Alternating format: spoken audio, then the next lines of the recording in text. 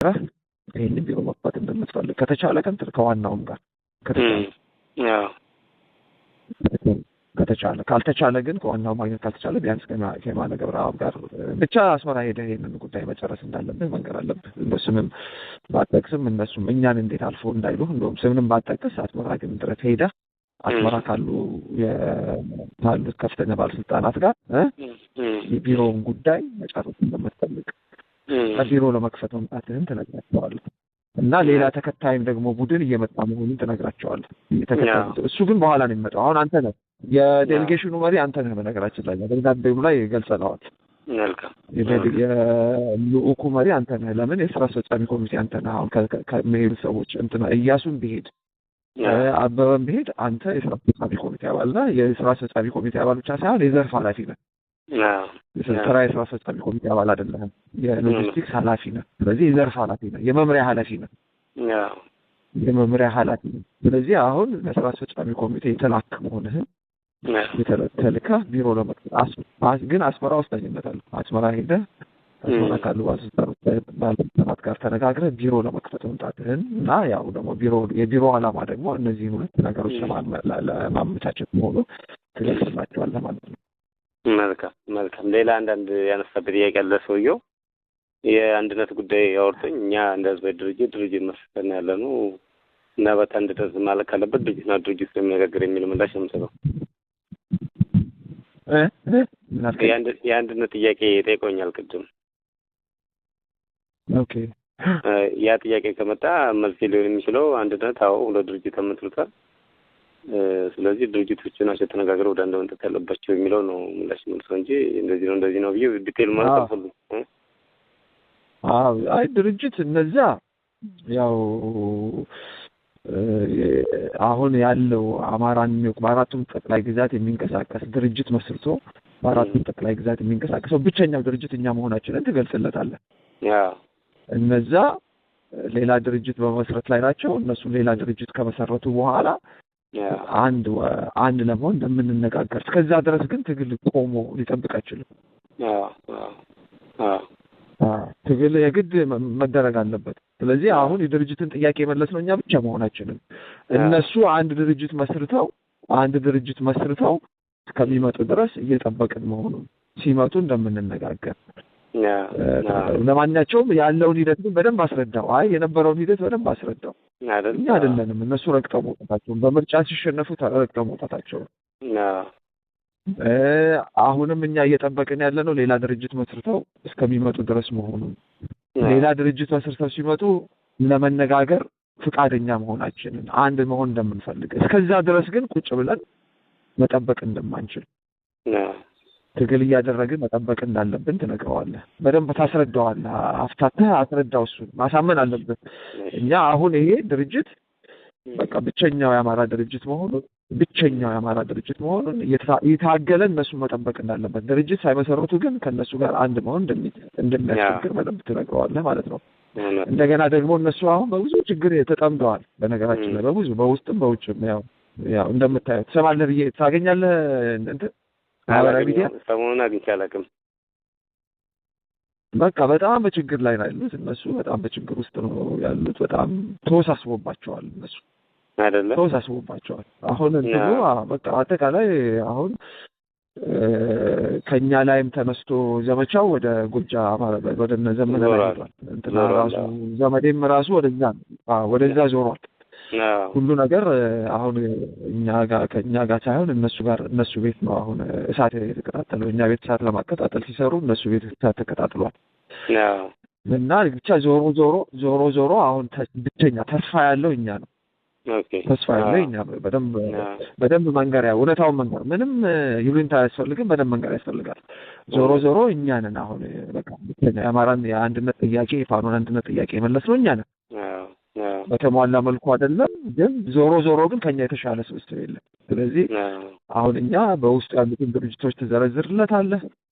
ይሄንን ጥያቄ ያሟላኛ መሆናችንን እኛ እየታገልን እየጠበቅን መሆናችንን ልክ እነሱ እንደጨረሱ ወደኛ አንድ እንደምንሆን ከዛ ድረስ ግን ከኛ ጋር መስራት እንዳለባቸው ከነሱም ጋር መስራት ከፈለጉ መስራት እንዳለባቸው ትነግራቸዋለህ። ግን እነሱ አንድ አይደሉም። ዞሮ ከኛ ጋር ግን መስራቱ አማራጭ እንደሌለው ተነግሯል። አለዛ እነሱ አንድ እስከምትሆኑ እንጠብቅ የሚሉ ከሆነ እነሱ እንደዚህ አይነት ጥያቄ የሚያነሱ ከሆነ ከፋኖ ጋር በቃ በአጠቃላይ መስራት እንደማይችሉ እነሱ ማለት ነው። እና ይሄ ወርቃማው እድል ያልፋል። በደንብ መከራከር አለብን። ያልፋል። ስለዚህ አሁን ህዝቡ ይሰላቻል። ህዝቡ ከተሰላቸው በኋላ ህዝቡ ይሰላቻል። አሁን በአጭር ጊዜ ውስጥ ለውጥ ማምጣት አለብን መሬት ላይ። ስለዚህ ለዚህ እርዳታ ያስፈልገናል። ይሄንን አሁን ማይደርሱልን ከሆነ የዛሬ 6 ወር ቢደርሱልን ዋጋ የለውም። እስከዛ ድረስ ተስፋ ይቆርጥብናል። ስለዚህ አሁን ነው ጊዜው። እናንተ አሁን ካረዳችሁን የዛሬ 6 ወር የምትረዱን ከሆነ ዋጋ እንደሌለው ታግራችኋል። ህዝቡ ፊቱን ካዞረብን በኋላ ልርዳችሁ ብትሉ ምንም ዋጋ የለውም። ስለዚህ ህዝቡ አሁን ተሰላችቷል። በቃ እውነት ለመናገር መጨረሻ ድረስ አሁን ይኸውና ከዓመት በላይ ትምህርት ቤት ተዘግቶበት ብዙ ነገር ሆኖ የተሰቃየ። ስለዚህ አሁን ውጤት ይፈልጋል፣ ለውጥ ማየት ይፈልጋል መሬት ላይ። ይሄንን ደግሞ ለማድረግ በማድረግ ነው፣ መሳሪያ ብቻ ማድረግ አንችልም። ይሄንን ለማድረግ የእነሱ እርዳታ ያስፈልገናል። ስለዚህ ዞሮ እነሱ ናቸው እዚህ ላይ አሁን የምትረዱን ካልሆነ አሁን በአጭር ጊዜ ውስጥ ረድታችሁ ለውጥ ማምጣት ማንችል ከሆነ ይሄ እድል ያመልጠናል። በቃ ፋኖ ተበታትኖ ይቀጥራል ብለህ በደንብ ማስረዳት ያስፈልጋል። ስለዚህ ይሄን ወርቃማ እድል ለእናንተም ያለው ወርቃማ እድል ነው። ለእኛ ብቻ ሳይሆን ለእናንተ ነው። እኛ ሁለተኛ ደግሞ እኛ የባህር በር ጥያቄ የለንም። ይሄንን በደንብ አስምርላችሁ። እኛ ነገር የለም። በቃ አንድ ጊዜ ሄዳለ፣ አንድ ጊዜ አተነዋል።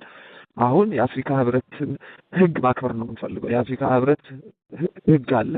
በህጉ መሰረት ዓለም አቀፍ ህግን እናከብራለን። እኛ ምንም የባህር በር ጥያቄ የለንም። ወደፊት ማናነሳም። ለምን ይሄንን ጥያቄ ብናነሳ የምንጋጨው ከጎረቤቶቻችን ጋር ብቻ ሳይሆን ከዓለም ጋር ነው የምንጋጨው። ከዓለም ስለዚህ ከዓለም ጋር ተጋጭተን ደግሞ የትም አንደርስም። እንደገና ደግሞ የውስጥ ሰላም ያስፈልገናል። እኛ አሁን የውስጥ ሰላም ነው እንጂ ለማምጣት እንፈልገው እንትን ማለት አይደለም። ከጎረቤት ሀገራት ጋር መናቆር አይደለም። የውስጥ አንድነት የለንም እኛ ከጎረቤት ሀገራት ጋር ለመናቆር።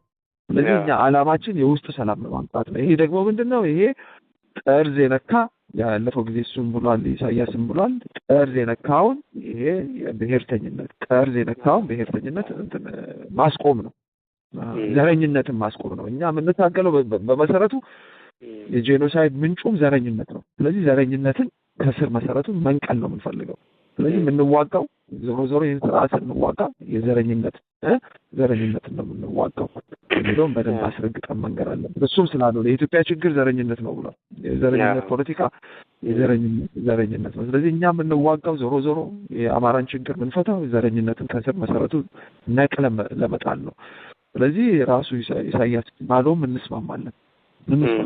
ይሄ የኛ ራዕይ የአማራ ራዕይ ነው። የ30 ዓመት ራዕዩ ነው። ዘረኝነት ከኢትዮጵያ እንዲጠፋ እንፈልጋለን። ከአፍሪካ ቀንድ እንዲጠፋ እንፈልጋለን። የማንነት ፖለቲካ ነው ይሄን ያመጣብን እና የማንነት ፖለቲካን እኛ የግድ በአማራ ለመታገል ብንገደድም ማለት ነው ዞሮ ለኢትዮጵያ እንደማይጠቅማት ግን እናውቃለን።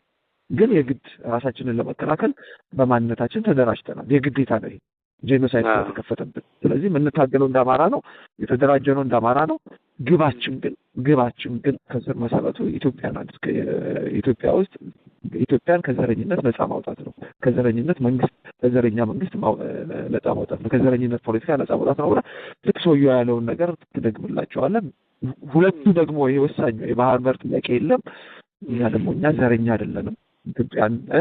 ከኢትዮጵያ ውስጥ ዘረኝነትን ለማጥፋት ነው የምንንቀሳቀሰው የሚለውን ካስረዳሃቸው እኔ በደንብ አብረን መስራት የምንችል ይመስለኛል። መልካም። እሺ፣ ብዙ ያዝኳቸው ነጥቦች አሉ። ዞሮ ደብዳቤው እንዳለ ቢሆንም አጠቃላይ ቪዥናችንና አጠቃላይ መዋቅራችን ምን ይመስላል በተመለከተ በአጭር ጽሁፍ አዘጋጅልሃለሁ። በዋትስአፕ ካገኘሁ ነው እልክልሃለሁ መጀመሪያ ጽሁፉን። እሺ። እኛ ምን ትላለህ? ያንንም ላኩት። እኔም ይሄኛውን እንትላቸዋለሁ። እሺ በቃ እኔ እልክልሃለሁ። ይሄንኛውን ጫር አድርጌ እልካለሁ። አይዞህ ዛታ የሚያስፈልገ የውጭ ያሉትን ስልክ ቁጥር ታውቀዋለህ? አላውቅም። ትናንትና እዛ ስለነበርኩ ሲደውሉልኝ አጠፋው ስልኩን። ምክንያቱም ድንገት የሆነ ነገር ያጋጥም ስልኮች ከተገኘ ሌላ ነገር ይመስላል ብዬ ቶሎ ማጠፋው ወደዛው። አሁን ግን ይደውሉልኝ አንዳንድ ሀሳብ ይስጡኝ። አይ በቃ አሁን እኮ ይሄ ስልክ እስከመቼ ነው የሚሰራው? ይሄ ስልክ በቃ ይሄ ምናልባት ከዚህ ቦታ እስካልተንቀሳቀስ ይሰራል። እሺ በቃ ቆይ ዛሬ ልክ ውጭ ያሉት ይደውሉልሃል። ይደውሉልኝ ዛሬ ይደውሉልኝ። ከዚህ በኋላ የሚያስፈልግህ ነገር በሙሉ እነሱ ያገኛሉ። ከሰዓት ነው አገኛቸው እንግዲህ ከ10 ሰዓት በኋላ ችግር የለም። እስከዛ እዚሁ ነኝ፣ እስከ ነገ እዚሁ ነኝ። ይደውሉልኝ፣ ማታ አካባቢ ይደውሉልኝ፣ እናወራ በደንብ። በቃ እንግዲህ እሺ በቃ እንግዲህ እዛ ከሆነ ይደውሉልሃል። እሺ አይዞህ። ቻው። እሺ አብሽር። አይዟችሁ።